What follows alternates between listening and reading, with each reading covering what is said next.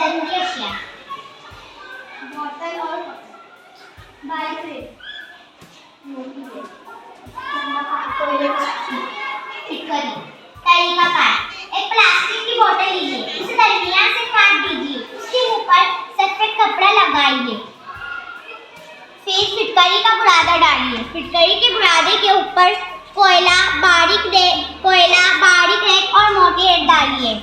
कोयले का सफूफ, बारीक रेत और मोटी रेत डालिए। फिर एक बीकर लीजिए, उसमें बोतल खुलकर रख दीजिए। बोतल के ऊपर गंदा पानी डालिए, फिर उसका मुशाहिदा कीजिए।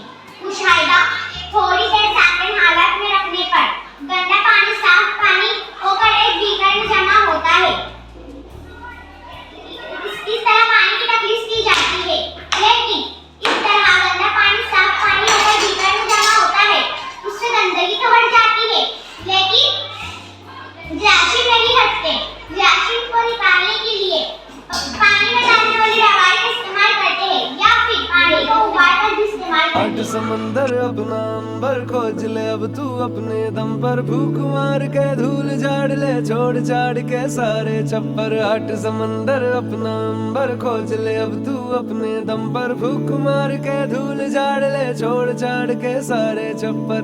खोल दे पर, खोल दे पर,